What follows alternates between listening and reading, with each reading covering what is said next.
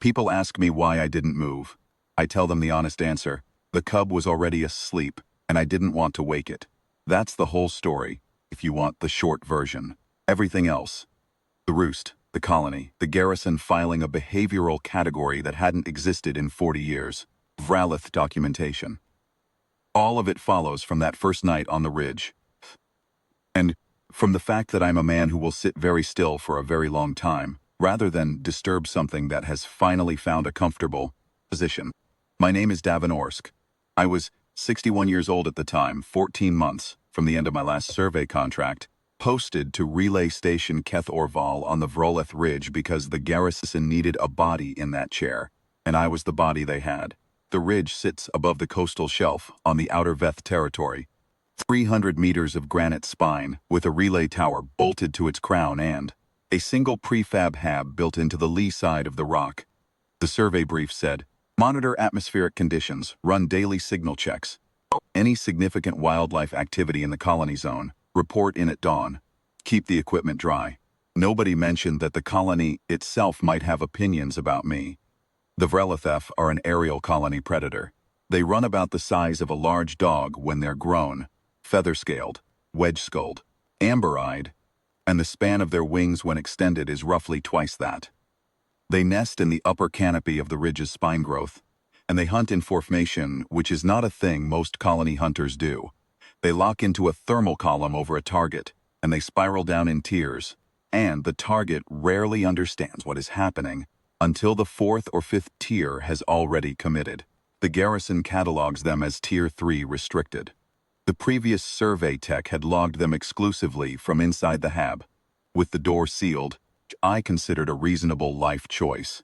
The first night I set my pack down on the flat rock above the hab entry and sat to watch the sun come, off the water below. I was eating field rations out of the sleeve and not thinking about much. The colony was audible. They make a sound like a long exhale when they settle at dusk, the whole collective breathing out together. But I couldn't see them in the canopy above me. I didn't look for them. I was watching the light on the water. I don't know when the cub landed on my pack. I noticed it when I shifted to reach for my water flask and felt the resistance. I looked down. The cub was tucked against the back flap of the pack, feather scales flat against its body, amber eyes half-lidded, already most of the way to sleep. It was the rust and gray coloring of a juvenile, maybe 8 weeks old, small enough to cup in both hands. It had decided that my pack was an adequate roosting surface and had acted accordingly. I reached for my water flask slowly, keeping my movements measured, and drank and watched the last of the light leave the water. The cub didn't move. I sat on that rock for another 2 hours in the dark because I didn't want to disturb it. Eventually it shifted, tucked itself more firmly against the pack's side pocket, and made the long exhale sound. I took that as a formal declaration of comfort. I went inside when it was fully dark, and it was still there when I checked in the morning, roosted on the pack where I'd left it, alone in the gray light. The second night there were 4 of them. I sat in the same spot, same time, same rations. 3 more juveniles and 1 subadult. That one had eyes that tracked me with the particular quality that means a predator is deciding whether you relevant. I kept my body still and my gaze off to the side, not at them, the way you do with most things that are on the edge of a decision. The subadult folded its wings after a while. The juveniles arranged themselves around and against my pack, and one of them climbed onto my knee, circled twice, and sat down. I finished my rations. The third night the adults came. I want to be precise about this, because I have told the story enough times that it has started to soften in other people's retellings, and the soft version misses the point. The adults are not small. They are not charming in the way the juveniles are charming. They are large predators with a hunting formation that can bring down things considerably bigger than me, and the sound they make when they descend in column is not a sound that invites calm.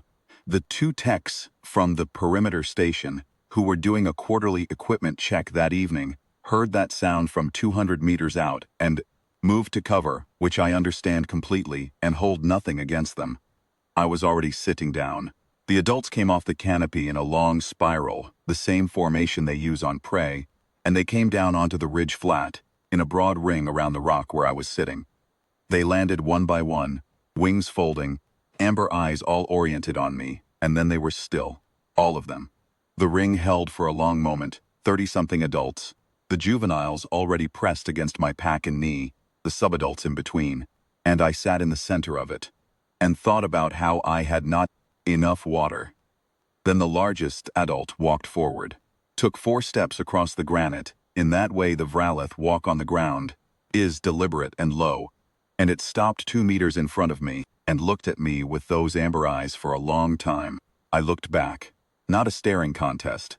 I kept my expression neutral, my hands loose in my lap, just looking at each other. It made the long exhale sound. Then it sat down. The whole colony exhaled. I am not a sentimental man. I spent 37 years in survey and habitat assessment, and I have seen animals do remarkable things for explicable reasons. I am not telling you this story because I think the Vralith made a mystical decision or because I believe there was anything magical about it. I think they have selection criteria I don't fully understand, and I happen to meet them, and the criteria are probably about stillness and body chemistry and the absence of threat display, and someone at Garrison West will eventually catalog it properly. A junior naturalist named Sella Vane filed it as roost selection 4 months. Later, in the colony behavior registry, the notation reads, "Subject human exhibited stationary non-reactive presence on colony territory during peak roosting period. Primary colony response consistent with pack threshold recognition. Full roost transfer to subject achieved over 3 consecutive nights." She told me afterward that she had not seen a colony transfer its primary roost to a non-colony subject in the 30 years of the Ridge's monitoring history.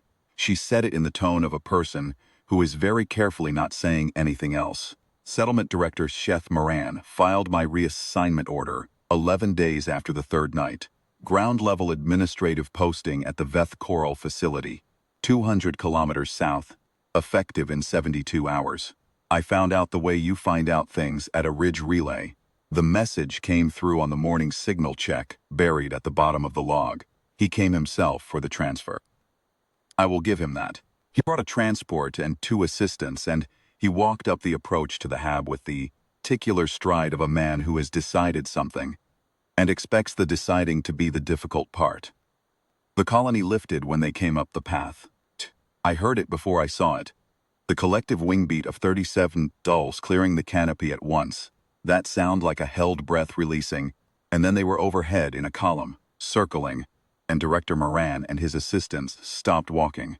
I came out of the hab with my pack over my shoulder and stood at the top of the approach and watched columns descend. They came down onto me. That is the only way I know how to say it.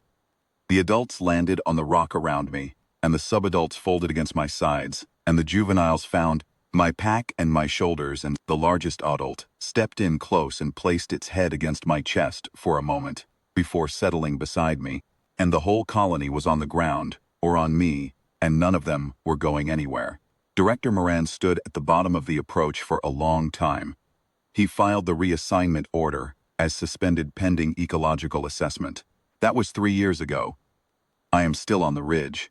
Sullivan visits twice a year for observation periods, and she is writing something for the Garrison Naturalist Registry that she says may take a while to get right. The largest adult sleeps against the door of the hab most nights.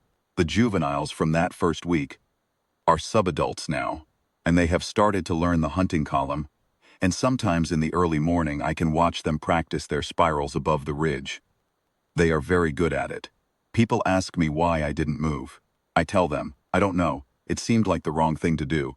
It seemed, standing out there in the dark with something I didn't understand sitting on my pack and breathing its long, slow exhale, it seemed like the least I offer was stillness.